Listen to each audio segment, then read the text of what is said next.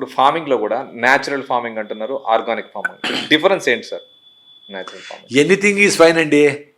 నువ్వు నీ soil condition ఏమో చూసుకోవాలా. దానికి మరీ వీక్గా ఉంటే బాగా గొర్రెల మందలు పెట్టి ఆవులు వేసి అన్నీ చేయాలి.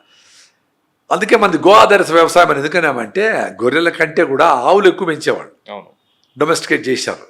కృష్ణుడి కాలం నుంచి కూడా గో ఆధారిత వ్యవసాయము, కృష్ణుడు దేవుడు అని అందరూ నమ్ముతారు. కాబట్టి ఆ కృష్ణుడే యాదవ కులంలో పుట్టినాడు, ఆవుల కులంలో పుట్టినాడు. ఆవులను ప్రొటెక్ట్ చేయండి రా, అవి పేడేస్తే అదేస్తే మీరు భోజనం తినచ్చురా స్వామి. ఓకే.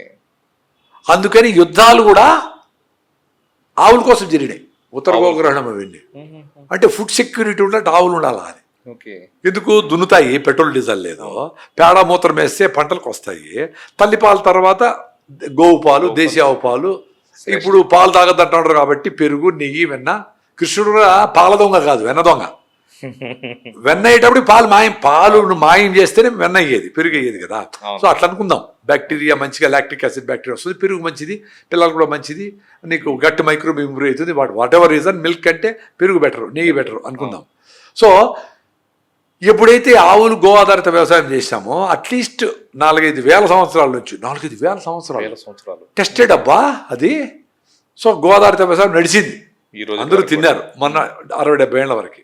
ఇది వచ్చి పడింది గ్రీన్ రెవల్యూషన్ అని అన్ని వేసి నువ్వు 5 టన్నులేనా టమాటా 50 టన్నులు పండించవచ్చు. మాది హైబ్రిడ్ మా సీడీ అయ్యి. కానీ అన్ని పండాలంటే నువ్వు వీడి సైడ్ కాడ నుంచి డ్రిప్లో ఇజ్రాయెల్ నుంచి తీసుకొచ్చిన కెమికల్స్ మూటలు పోస్తేనే అయితే, లేకపోతే కాదు. చూడు ఎంత కనెక్టెడ్ చూడండి. నాకైతే ఇట్లే కళ్ళ ముందర ఒలిచిపెట్టినట్లు ఉంటుంది. మన ఆరోగ్యము, మన ఫుడ్ తినకుండా ఎవడైతే ఎట్లయితే చెత్త తిని కెమికల్స్ వేసి పండిస్తారో ఇవి కూడా భూమికి భోజనం పెట్టకుండా జనుము జీలగా పిలిపేస్తారా, గొర్రెల మందలు, ఆవులు పేడ వేసి సాయిల్ని ఇంప్రూవ్ చేసి మళ్ళీ పంట చేస్తే వచ్చే న్యూట్రిషన్ వాల్యూ దీంట్లో లేదు అని తెలుసుకొని ఆవుల్ని ఇప్పుడు కొంతమంది రివైవ్ చేస్తూ ఉంటారు. కానీ అన్ని ఒక పల్లెలో ఆవులు ఇసిపెడితే రోడ్లు నిండిపోయేటివి. గోధూళి ఎర్రన, గోవుళ్ళు తెల్లన, అంటే గోధూళి వచ్చే అంత ఆవులు ఉన్నాయి కాబట్టి భూమి ప్రొటెక్ట్ అయ్యేది. అంతకుముందు ఏం చేసేవాళ్ళు, హంటర్ గ్యాదరర్స్ పోయి హంట్ చేస్తే అనిమల్స్ దొరికితే గ్యాదర్ చేస్తే తేనె, ఇవి ఆ ఫ్రూట్స్, ఈ ఫ్రూట్స్, తువ్వి, కందమూలాలు హంటర్ గ్యాదరర్స్గా ఫుడ్ చేసుకునేవాళ్ళు. అడవుల మీద పోయి వచ్చేసేవాళ్ళు. తర్వాత ఏమైంది, పోడు వ్యవసాయం చేశారు. అంటే అడవులు కొట్టేస్తే అడవుల్లో 100 ఏళ్ల నుంచి ఆకులు అలువులు వాడి కుళ్ళి భూమి రిచ్గా ఉంటుంది. సో అక్కడ 3 ఏళ్ళు 5 ఏళ్ళు 8 ఏళ్ళు నడుస్తుంది. మళ్ళీ ఎందుకు వీక్ అవుతా ఉంది అనుకుంటే రే అది వీక్ అవుతుంది సాయిలు, ఇంకో దగ్గర పోండి అంటే అడవులు కొట్టుకుంటా పోయేవాళ్ళు. అప్పట్లో నన్ను తెలివైన వాళ్ళు అంతే. ఇప్పుడు పోడు వ్యవసాయం అనేది అదే. ఇక్కడికి మళ్ళీ 5 ఏళ్ళ తర్వాత వచ్చేవాళ్ళు. ఈ ప్రాసెస్లో ఏంది, నువ్వు వెళ్ళేటప్పుడు ఆడ చెట్లు కొడితే అక్కడ కూడా నీతో ఫైటింగ్ వస్తాడు. అంతే కదా, నీ దగ్గర ఉంటే తను.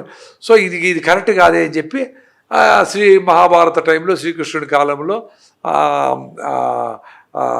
వీళ్ళందరూ వ్యవసాయం మీద నాగలి బట్టి, బలరాముడు నాగలి బట్టి వ్యవసాయం ఇంపార్టెంట్ అని చెప్పి మెసేజ్, ఆవుల్ని ఈయన మెసేజ్, ఈ రెండు కలిస్తే వ్యవసాయం జరుగుతుందిరా. మీరు ఎవరికి ఫుడ్ సెక్యూరిటీ ఉంటే ఎవరు యుద్ధాలు అవసరం లేదు. ఇప్పుడు ఫుడ్ లేకపోతే యుద్ధాలు పోయాలి. ఫుడ్ ఉంటే మంచిగా ఆర్ట్స్, క్రాఫ్ట్స్, డాన్స్, గీన్స్, అది ఇది అన్నీ చేసుకునేవాళ్ళు. ఫుడ్ లేకపోతే ఎవడు చేస్తాడు, డాన్స్ చేస్తాడా, ఎవడన్నా పీక ఒప్పుతాడా, ఎవరన్నా కళలన్నీ పోషించాలంటే ఫస్ట్ తిండి ఉండాలి కదా.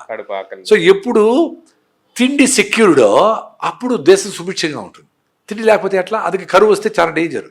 సో తిండి ఉండాలంటే ఆవులు ఉండాలి, గోవులు ఉండాలి. గోవుల మీద వ్యవసాయం డిపెండెంట్ అయింది, గో వ్యవసాయం. సో ఆవుల్ని ఎప్పుడు ఎలిమినేట్ చేశాడో అప్పుడు వీళ్ళకి ప్రాబ్లం స్టార్ట్ అయింది. నువ్వు ఎన్ని డ్రామాలు చేసి లీఫ్ అనాలిసిస్ చేసి దీనికి తక్కువ ఉంది, అది తక్కువ ఉంటే కుదరదు. ఇప్పుడు మాకు కూడా ఏదో డిఫిషియన్సీ ఉంది, ఇది అది ఇచ్చారు, కుదరలా. ఎండకు పోతే D3 వచ్చింది. పాత రోజుల్లో ఇళ్లలో కూడా చూస్తే మనకు 10 మంది మనుషులు ఉంటే 100 ఆవులు ఉండేటివి. అవును, ఇప్పుడు అది రివర్స్ అయిపోయింది. సో మనుషులకి ఆవులకి చాలా క్లోజ్ అయిపోయింది. కానీ పాలు మాత్రం ఫుల్గా వస్తాయి. ఎన్ని లారీలు వస్తాయి. ఆవులు లేవు, గేదెలు లేవు, పాలు మాత్రం ఫుల్గా ఉంటాయి. ఏదో ఇంపోర్ట్ చేస్తారు, పూడి ఏదో కలుపుతారు, ఏమేమో చేస్తారు. అది అసలు మంచి, ఇప్పుడు ఏదైనా మంచి క్వాలిటీ ఉండాలా. నువ్వు తినే ఫుడ్ అయినా, గాలి అయినా, నీళ్ళైనా అవేమీ లేకుండా నదుల్లో నీళ్ళని నాశనం చేసి మిషన్లకి వేసి RO చేసి తాగకూడదు స్వామి అని గవర్నమెంట్ చెప్తా ఉంటే కూడా ఆ నీళ్ళు తాగి దాని మినరల్ వాటర్ తెచ్చుకున్నావా అని అడుగుతూ ఉంటారు. ఇంట్లో మళ్ళీ 95% వచ్చి ఉంటుంది పిల్లలకి అందరికీ సైన్స్. సైన్స్ సో సైన్స్ ఏం చెప్పాలా, నీ చుట్టూ ఏం జరుగుతా ఉందని తెలుసుకోవాలా. ప్రకృతి పర్యావరణ భూమి అది సైన్స్ అంటే. ఆటబాంబులు తయారు చేసేది కాదు సైన్స్. ఏం నేర్చుకుంటాము, విజ్డమ్ లేదు.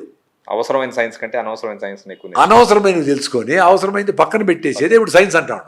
అవును.